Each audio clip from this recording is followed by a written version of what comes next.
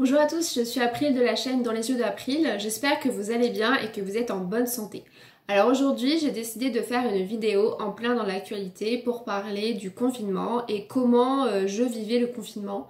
Et j'ai essayé de réfléchir à est-ce que le fait d'être autiste en confinement était plutôt un cadeau ou un fardeau. Parce que j'ai entendu, j'ai lu, j'ai compris un certain nombre de choses, qu'on parlait d'un certain nombre de choses sur les réseaux sociaux par rapport à l'autisme, et donc j'ai décidé de faire un petit peu le point sur ça.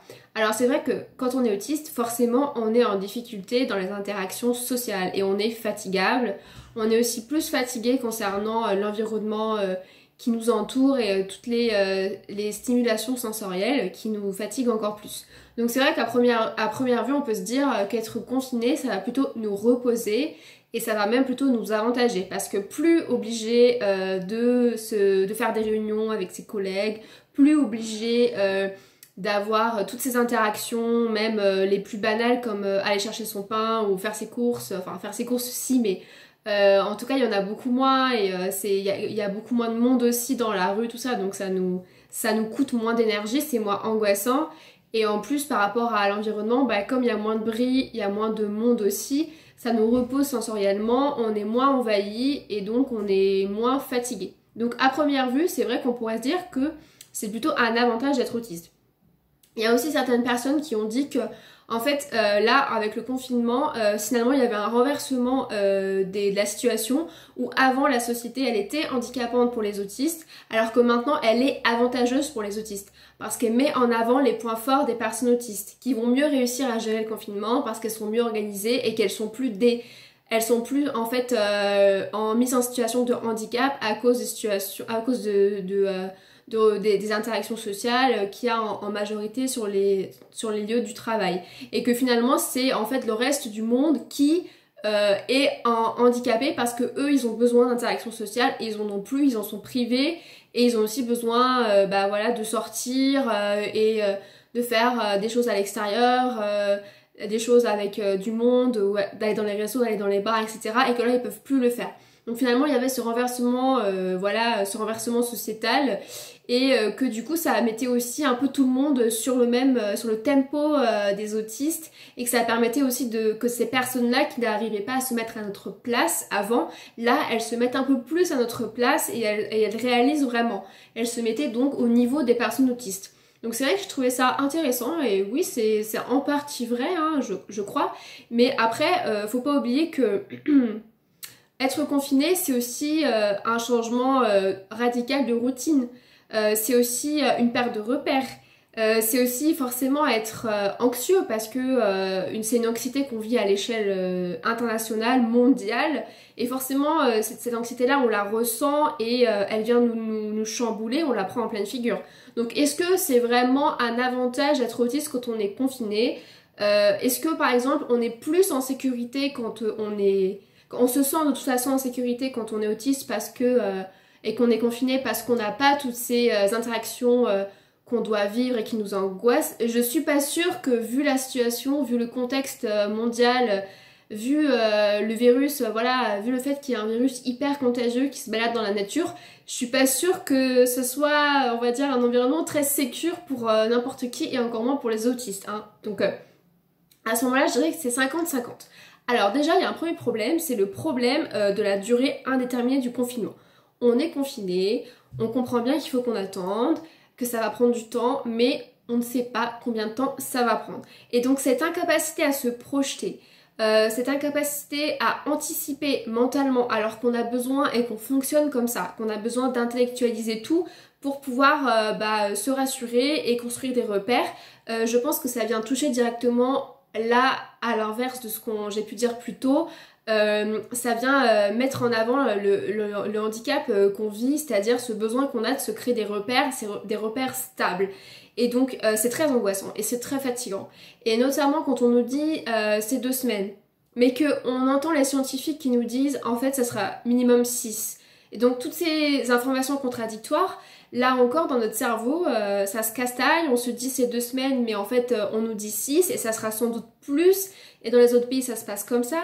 Donc en fait on doit sans cesse renégocier ce temps en nous, parce que je pense que instinctivement on doit quand même se construire un peu des repères temporels. Donc on doit quand même se dire ok, là ça va durer tant de temps, donc je me crée une routine, mais c'est temporaire, et après ça va se passer, et après tout va rentrer dans l'ordre. Mais là encore, non, en fait on n'en est pas, on en est très très très loin, le déconfinement on en est loin, et puis après, le monde qu'on va trouver après, on n'en sait rien non plus, donc en fait, bien sûr, personne ne peut imaginer comment la situation va évoluer, mais on va dire que c'est encore plus coûteux et fatigant et angoissant pour les personnes autistes qui ont radicalement besoin de repères stables, de sécurité pour pouvoir se créer une routine et voilà, et pas tomber dans l'anxiété ou voilà, qui va ensuite dégénérer en trouble, en addiction ou je ne sais quoi. Donc là c'est un premier problème. Ensuite il y a le problème des consignes qui sont peu claires. Alors quand on nous dit vous pouvez sortir, faire un jogging mais pas trop loin, pas trop longtemps, pas deux, en même temps on le dit pas clairement dans l'attestation, on donne une première attestation et puis après on en donne une deuxième où il y a l'heure et ensuite on nous dit que au début, bah non, il n'y a pas d'attestation sur smartphone et finalement il y en a une qui arrive. Et en fait c'est tous ces nouveaux paramètres là encore qu'il faut prendre en compte avec toutes ces consignes qui sont pas vraiment très claires. Bah je me dis que pour les personnes autistes c'est très difficile parce que nous là encore ça nous angoisse quand on a une règle mais en fait on n'arrive pas à lire entre les lignes et on a tendance à la prendre de manière finalement littéralement, et à la prendre vraiment au premier degré. Donc quand on nous dit on ne sort pas, ok on sort pas, mais quand on nous dit on peut sortir mais en fait ça dépend des situations, bah nous cette flexibilité là qui nous demande de faire à leur place à eux, on n'arrive pas à avoir ce réflexe de se dire dans sa tête, de s'arranger en fait avec la consigne, tant que c'est pas clair et tant que c'est pas au sens littéral. Donc là encore, je trouve que ça nous met en situation de handicap, cette façon de nous parler, mais de manquer de pédagogie, vous voyez, et de pas nous dire les choses clairement. Voilà, quitte après à éclaircir le truc, à revenir dessus, à contredire ce qu'on avait dit avant. Voilà, je trouve que ça crée là aussi quelque chose qui n'est pas sécurisant pour les personnes autistes. Et moi je vois au début, j'osais pas du tout sortir, hein. J'étais hyper stressée à l'idée de pas respecter la consigne parce que moi je prends tout au pied de la lettre, hein. C'est-à-dire que quand le feu est rouge, je m'arrête parce que la règle c'est que quand le feu est rouge, on s'arrête. Donc même s'il n'y a pas de voiture et même si je vois tout le monde traverser autour de moi je m'arrête et j'attends. Voilà, et c'est pareil pour du coup la règle des sorties quoi. Si on me dit de pas sortir, je sors pas. Je prends le truc vraiment très très strict, de manière très très stricte. Et après j'ai commencé à sortir pour faire un footing, c'était il y a 1 semaine je crois, donc je suis sortie au bout de 2-3 semaines seulement, 3 semaines. Et là encore en fait j'ai pris le truc au pied de la lettre, c'est-à-dire que je me suis dit je peux sortir mais juste pour faire du sport, faire un footing. Parce que c'était même pas clair, on pouvait sortir faire du sport, mais quoi comme sport est-ce qu'on peut sortir faire du ping-pong ou du tennis? Enfin non, bien sûr que non, mais vous voyez c'était pas clair, il aurait fallu des exemples. Est-ce qu'on peut sortir pour faire juste une marche? Est-ce que c'est considéré ça comme une activité physique? Je sais pas. Et donc du coup moi je me suis dit que non. Et que si on sortait c'était juste pour faire un footing parce qu'ils ont surtout parlé du footing dans les médias. Donc je me suis mise à faire mon footing et en fait à un moment donné j'ai eu un point de côté donc je pouvais plus courir. Du coup j'ai arrêté, je me suis mise à marcher.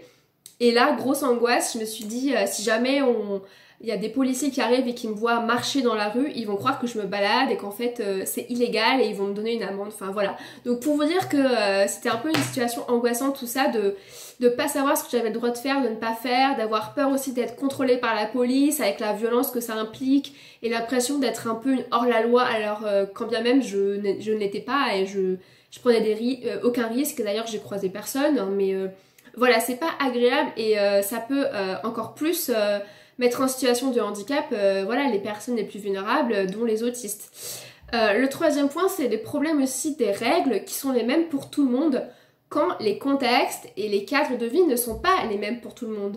Donc c'est sûr que quelqu'un qui a un jardin ou qui a un parc dans sa résidence ou une terrasse, c'est nettement plus confortable que quelqu'un qui vit dans un tout petit espace, un appartement, dans une grande ville.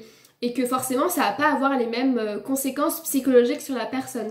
Donc il y a aussi ce problème de la règle qui est la même sans aucune finalement flexibilité quant à cette règle. Or, le besoin d'espace, le besoin de nature, de s'aérer, etc., c'est quand même un besoin vital de l'individu, c'est un besoin fondamental, et que le priver de ça, c'est le priver d'un besoin essentiel de l'être humain, et que restreindre ces libertés de mouvement à ce point, ça pose quand même des questions en termes de démocratie. Alors bien sûr, on est dans une situation très très particulière, j'entends bien, mais je questionne juste la façon dont ça se passe avec une telle radicalité et en même temps sans forcément l'assumer. Parce qu'on ne le dit pas clairement, hein, c'est sous-entendu, il y a une sorte de, je sais pas, de poudre aux yeux en fait, hein. C'est comme quand on nous dit ça va pas durer longtemps, enfin quand on nous dit ça va durer 2 semaines alors qu'on sait très bien que ça va durer peut-être plusieurs mois. Enfin voilà, je trouve que tout ça c'est angoissant et je pense que les personnes autistes elles ont besoin en fait, je pense que ça les angoisse plus de pas savoir que de se dire c'est que 2 semaines et finalement ça va être plus. Parce que la stratégie du gouvernement, c'est sans doute de ne pas créer de mouvement de panique, ce que je peux te comprendre. C'est aussi peut-être une stratégie qui a été bien mesurée en amont, donc dans la communication, de se dire pour ne pas trop déprimer les foules. La foule, on va dire que c'est que 2 semaines et on va rallonger à chaque fois de 2 semaines pour pas créer un sentiment de déprime immédiat, ce que je peux comprendre. Mais en fait, d'autres études ont montré aussi que la meilleure façon de stresser un individu, c'est quand il y a des consignes qui ne sont pas claires et qui sont ambiguës. Et quand l'individu a aussi l'impression que la personne ne dit pas toute la vérité. Donc je pense que là, ça se joue un peu à 50-50 et pour les personnes autistes, moi j'attendais vraiment qu'on me dise clairement c'est 6 semaines. Mais je me serais sentie beaucoup mieux si j'avais su dès le départ que c'était 6 semaines et pas 2 semaines et ensuite 2 semaines et ensuite 2 semaines. Vous voyez ce que je veux dire? Après c'est mon ressenti, hein. Peut-être que vous en avez un différent, mais je trouve que c'est un peu pas prendre le citoyen pour un imbécile, mais en tout cas l'infantiliser ou faire comme si le gouvernement savait mieux que nous ce qui nous convenait. Alors qu'en fait nous on se renseigne, on sait très bien que ça va pas durer que 2 semaines, on n'est pas idiot quoi. Voilà. Par rapport à ça. Et donc par rapport à ce besoin d'espace qui est fondamental à l'individu et le fait qu'on n'ait pas le même cadre de vie et que donc il faudrait peut-être s'adapter aussi à des personnes qui vivent dans un 11 mètres carrés et des personnes qui vivent dans une villa avec un parc autour de la villa, c'est la même règle pour la neurodiversité et le fait qu'on n'a pas tous les mêmes fonctionnements. Et là encore, pas tous les mêmes besoins. Et oui, on revient à la neurodiversité. Pourquoi? Eh bien parce qu'en fait, le fait de considérer tout le monde à la même échelle, c'est stigmatisant et c'est maltraitant. Et imaginez quelqu'un qui a la routine, qui a besoin de routine, comme c'est le cas des autistes. Imaginez quelqu'un qui a besoin d'aller dans son parc préféré pour se faire du bien, s'oxygéner et qui ne peut plus le faire. Forcément que ça va créer, ça va créer un conflit, ça va créer une violence en lui. Imaginez quelqu'un qui a des particularités alimentaires et qui a besoin d'avoir certains produits, d'avoir accès à certains produits, à certaines farines ou je ne sais quoi dans les magasins et qui ne trouve plus ces produits parce que y a une pénurie ou parce que il est trop angoissé à l'idée d'aller faire ses courses, donc il demande à quelqu'un et que la personne n'est pas forcément informée sur ses particularités alimentaires, ou parce que son magasin dans lequel il avait l'habitude de trouver ses produits a fermé, donc il n'a plus accès à ces produits.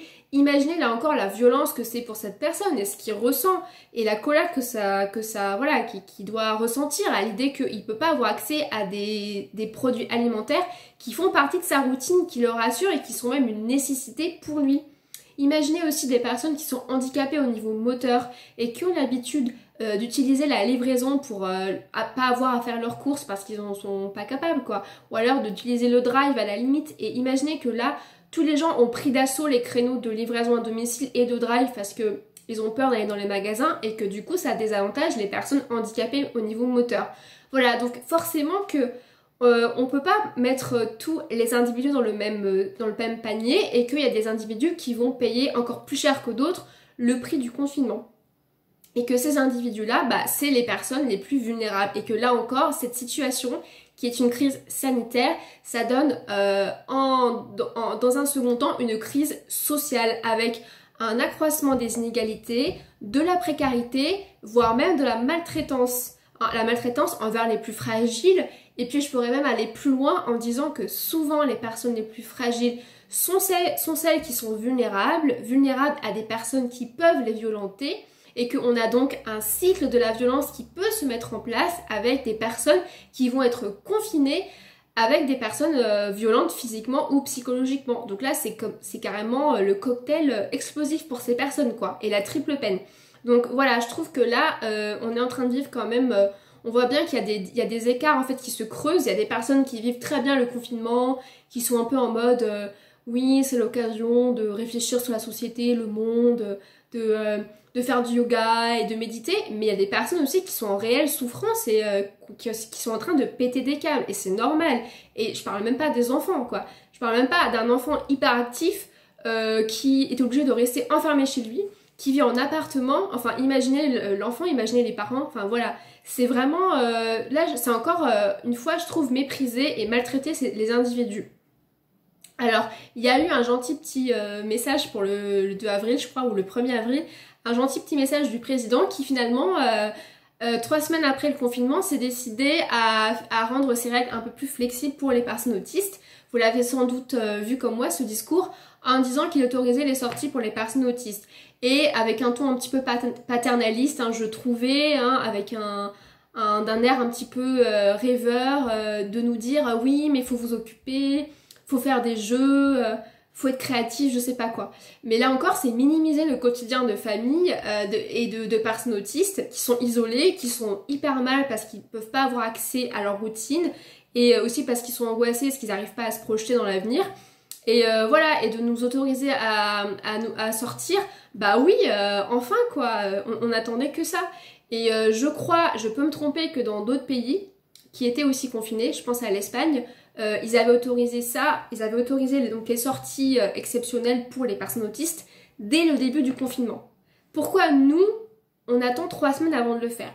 Je pense que c'est parce que, je pense que durant ces 3 semaines, ça a été l'enfer pour énormément de gens, qu'il y a eu des plaintes sans doute qui sont remontées et qu'à un moment donné, pour ne pas être taxé de plus maltraitant qu'il ne l'est déjà, on a dû un petit peu s'adapter à nous. Ah bah enfin merci. Mais bon, s'adapter à nous en nous proposant des sorties, mais aux personnes handicapées qui ont une RQTH, qui ont été reconnues officiellement. Et bien sûr, il y a énormément de personnes qui ne sont pas reconnues officiellement. Moi-même, je n'ai pas encore reçu ma RQTH, donc je crois que je n'ai même pas le droit de sortir. Comme les personnes autistes qui sont officiellement reconnues avec leur RQTH. Et voilà, et que je suis pas la seule et qu'il y a même plein de personnes qui n'ont pas osé pousser les portes d'un cabinet de psychiatrie pour se faire diagnostiquer. Et donc on en revient au même problème en fait. C'est parce qu'on est invisibilisé, qu'on est méprisé, qu'on n'arrive pas à se faire diagnostiquer pour être reconnu et que quand on vit une grave crise sanitaire qui nous fragilise, on peut même pas avoir droit à certains avantages du fait de notre fonctionnement bien particulier. Voilà, donc tout ça pour dire que cadeau ou fardeau, moi je dirais quand même plus fardeau parce que voilà, c'est très compliqué quand même à gérer. Alors moi je le vis bien, mais il y a quand même de la fatigue, de l'anxiété, etc. Mais je me dis que ça doit pas être facile forcément pour vous ou même pour d'autres personnes. Après je voulais parler aussi de la sociabilité. Alors certes, on est un peu plus reposé parce qu'on a moins de contacts sociaux obligatoires qui nous fatiguent, mais je crois qu'il ne faut pas non plus minimiser l'importance des contacts sociaux, même chez les personnes autistes. Et qu'en fait, déjà, les personnes autistes, elles ont du mal à se faire des amis, elles ont du mal à sociabiliser. Mais c'est pas pour autant qu'elles aiment pas ça. C'est pas pour autant que dès que quelqu'un va leur parler, elles vont partir en courant. Enfin, je dis qu'on va partir en courant, je m'inclus dedans. Et je pense que c'était important pour les personnes autistes, avant, sans forcément avoir myriades d'amis, etc. Mais au moins d'avoir l'impression d'être un petit peu quand même intégré, de parler un petit peu à une mamie au marché, ou alors au conducteur de bus, ou alors à la boulangère, je ne sais pas, et pour se sentir un petit peu mieux, quoi. Parce que voilà, ça fait partie quand même des besoins de l'individu. L'homme est un animal social, même s'il y a certains autistes qui n'aiment pas du tout ça, pas du tout, mais il y a d'autres personnes autistes qui ont quand même un petit peu besoin de ces contacts sociaux. Or, le confinement, il fragilise encore plus les personnes autistes, parce que les neurotypiques, ils ont plein d'amis, ils les voient plus donc ils sont pas bien, mais ils peuvent faire des apéros via Skype, ils peuvent les appeler et tout, mais une personne autiste qui n'a pas ces amis-là, qui n'a pas réussi à créer ces amitiés-là, et donc qui en plus n'aime pas trop le téléphone peut-être, ou n'aime pas trop voilà, les contacts visioconférence, etc. Les personnes autistes qui n'aiment pas utiliser ces médias-là et qui n'a pas non plus d'amis pour leur parler, et ben en fait ils se retrouvent privés de tout contact social, donc complètement isolés quoi. Donc moi je trouve ça quand même, là encore, plus un fardeau qu'autre chose, et plus un fardeau qu'un cadeau. Et puis par rapport au travail, on nous met en télétravail, mais je crois que ça peut aussi créer beaucoup d'anxiété chez les personnes autistes, parce que là encore, on nous met en télétravail, mais est-ce que l'entreprise, elle est vraiment claire avec ce qu'elle attend de ses employés? Voilà, moi je me pose des questions. Parce qu'une personne autiste qui est mise en télétravail, alors ok, elle va se sentir mieux parce qu'elle va pas avoir les réunions, tout ça, mais si on n'est pas clair avec ce qu'on attend d'elle, eh ben en fait elle va être en panique. Enfin moi je me dis, ça va être aussi très compliqué à gérer. Ça va créer beaucoup d'anxiété, peut-être beaucoup de blocage dans l'action. Et puis il y a un autre risque aussi, c'est une augmentation des risques psychosociaux. Parce que qui dit télétravail, dit il n'y a aucune limite. Donc ça veut dire que je peux travailler de 8h à 23h sans m'arrêter, voilà. Et donc ça entraîne aussi un fort risque de burn-out, d'épuisement, d'autant plus que les écrans toute la journée, c'est quand même assez violent. Et pour finir sur le problème du travail, la communication, on a toujours ces problèmes de communication, même à distance. On peut toujours mal comprendre une consigne, on peut toujours faire un truc qui est à côté, même à distance, et donc on est quand même mise en situation de handicap par la situation, quoi, je trouve. Voilà, donc le télétravail et la grande magie du télétravail, ça dépend, c'est aussi à nuancer pour les personnes autistes. Voilà, donc c'est pas très réjouissant tout ça. Alors comment faire de ce fardeau du confinement un cadeau?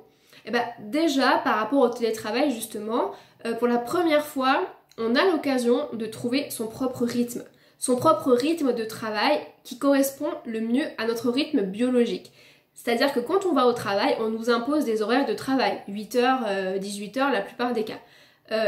Alors là, vous avez la possibilité, au lieu de vous adapter à des horaires qui sont les mêmes pour tout le monde, de vous créer vos propres horaires et donc de voir ce qui vous correspond vraiment. Peut-être que vous êtes plutôt du matin et pas trop de l'après-midi, donc vous allez travailler beaucoup le matin et un peu moins l'après-midi. Ou au contraire, peut-être que vous êtes vraiment bon en début de soirée ou en fin de journée, comme c'est mon cas. Moi, à partir de 5h, en général, je pète la forme, alors qu'à 14h, je suis complètement KO, je suis pas bien. Et donc là, j'ai l'occasion du coup de mieux respecter mon rythme biologique et de plus travailler à partir de 5h, alors qu'en temps normal, à partir de 5h, c'est le moment où je débauche. Donc voilà, donc ça donne aussi l'occasion de mieux se connaître et de mieux connaître ses points forts. Ensuite, pour le télétravail, toujours, c'est aussi l'occasion pour vous de donner une autre image de vous-même à votre employeur et une image peut-être plus valorisante. Et votre employeur, au lieu de vous voir comme une personne handicapée, fragile, voire malade, va peut-être voir en vous une personne là, derrière un écran, compétente, rigoureuse, très travailleuse, très disciplinée, très consciencieuse. Et donc vous allez vous révéler particulièrement efficace dans le télétravail et particulièrement résiliente en ces temps un peu compliqués. Voilà. Ensuite, par rapport à l'environnement et aux spécificités sensorielles.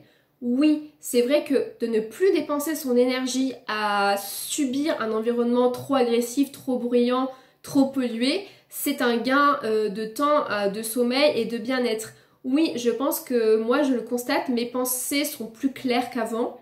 Je suis moins éparpillée dans ma tête, je dors mieux, parce que je pense que c'est directement lié au fait que j'ai moins de stimulation. Oui, c'est vrai.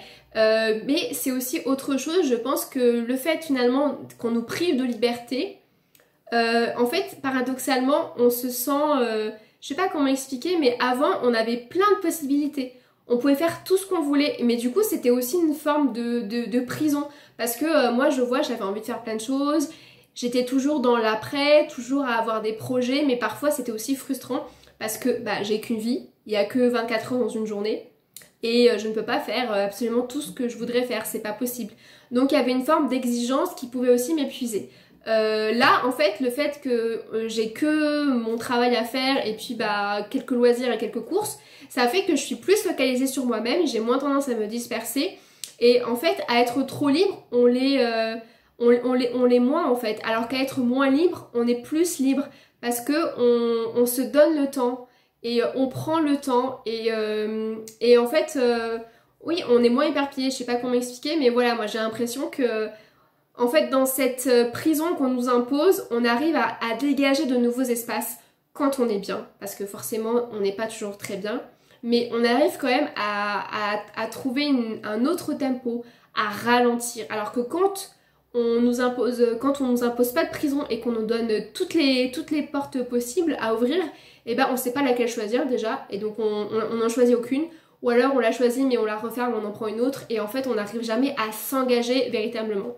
Donc je pense que ce confinement, si on vit bien et si on est, voilà, c'est pas le cas de tout le monde, mais si on arrive quand même à être assez discipliné, c'est aussi l'occasion de développer sa créativité, c'est vrai, de voir aussi le monde d'une autre façon, où des petits riens deviennent des moments très importants de notre journée, où le monde devient plus intense, où on va s'émerveiller d'un ciel bleu, s'émerveiller d'un rosier qu'on aperçoit à travers sa fenêtre et qu'on voit changer et évoluer. Voilà, passer plus de temps à observer le monde en fait, être plus contemplatif, plus observateur que toujours dans l'action, toujours engagé et à avoir jamais de temps en fait jamais de pause en fait pour regarder un peu le monde à distance. Donc ça peut être l'occasion de nourrir un monde intérieur, c'est vrai, l'occasion de dégager un espace intérieur. Et aussi, cette léthargie qu'on a en fait de par le confinement, ça peut aussi nous donner en fait des challenges. Donc par exemple lever certains blocages, notamment des choses qu'on voulait faire mais qu'on n'arrivait jamais à faire avant parce qu'on n'arrivait pas à faire l'étape 1. Donc moi j'ai beaucoup ça, parfois je veux faire des choses et en fait je sais pas pourquoi j'ai pas du tout l'énergie, finalement j'arrive jamais à faire ces choses parce que je crois que j'arrive pas à décomposer en étapes ce que je veux faire. Et que du coup je vois tout en même temps et donc je me bloque en fait, je trouve que c'est trop compliqué. Donc par exemple là je voulais faire un atelier d'écriture, alors ça fait au moins depuis 10-15 ans que je veux faire un atelier d'écriture. J'ai jamais osé m'engager dans un atelier d'écriture parce que j'avais super peur notamment au niveau social. Or là avec le confinement, et ben ça a fait que l'étape 1 qui était ma peur par rapport aux autres, ma peur aussi de pas être performante dans un groupe, de pas réussir à m'exprimer dans un groupe, à écrire ce que je voulais écrire et à être à l'aise dans ce groupe, bah toutes ces peurs elles ont disparu avec le confinement et du coup j'ai réussi à m'engager dans un atelier d'écriture virtuel, donc c'est super. Mais je prends un autre exemple, par exemple si vous avez toujours voulu jardiner mais qu'en fait vous savez pas comment faire et vous êtes trop stressé et tout, et bah comme conseil je vous donnerai de décomposer en fait tout ce que vous voulez faire en plein de petites étapes. Étape 1, prenez votre pot. Étape 2, prenez le terreau. Et en fait, petit à petit, vous allez vous y mettre. Et c'est pareil pour le travail. Si vous êtes angoissé à cause du travail et vous avez l'impression que c'est une montagne, que vous n'allez jamais réussir à faire ce travail-là parce que vous êtes chez vous et que vous vous bloquez dans l'action, et ben faites étape 1, j'allume mon ordinateur. Étape 2, j'ouvre mes mails. Et sans forcément vous mettre à travailler, mais juste faire étape par étape. Et progressivement, je pense qu'on apprend, qu'on débloque des choses dans son cerveau, on apprend à résoudre un peu ces blocages qu'on avait avant. Voilà. Autre conseil aussi, c'est de vous faire un emploi du temps. Et bien sûr, de vous recréer une routine que vous faites dans l'ordre, hein, parce que je pense que ça rassure tous les autistes, que vous faites à chaque fois, tous les jours. Et de vous donner aussi des défis. Voilà. Et encore, attention, parce que à vous donner des défis, parfois on a tendance à se donner des défis trop élevés. Et attention à ne pas non plus tomber dans la dictature des loisirs où vous allez vous dire là, le temps du confinement, c'est un temps pour moi, du coup, il faut que j'apprenne l'espagnol. Ou alors, il faut que je fasse du yoga tous les jours. Ne tombez pas dans les injonctions. On n'est pas en train de se mettre la barre haute. On est juste là en train de se donner un cadre de vie rassurant, sécurisant. Donc, faites un peu de yoga si vous en avez envie, mais pas forcément tous les jours. Enfin, voilà, adaptez un petit peu vos envies dans votre emploi du temps sans forcément tomber dans l'excès inverse parce que bon je sais qu'on est un petit peu excessif nous les autistes et on a tendance parfois à en faire trop plutôt que d'être mesuré voilà, dans l'expression de nos passions. Voilà, pour ces quelques conseils pour que ce confinement ne soit plus un fardeau, même si j'ai conscience que c'est pas évident pour vous, mais plus un cadeau. Et bien sûr, on ne sait pas combien de temps ça va durer, donc bon, espérons que Espérons que le monde d'après n'arrive pas trop tard et si je vous ai donné tous ces conseils, c'est pour que ce confinement ne soit pas une perte de temps pour vous, mais plutôt un enrichissement et une certaine leçon que vous allez pouvoir apprendre sur vous-même, hein, même si c'est dans des conditions un petit peu anxiogènes. Voilà pour cette longue vidéo conseil confinement. Et bien je vous dis à très bientôt et encore une fois, prenez soin de vous. Ciao, bye bye.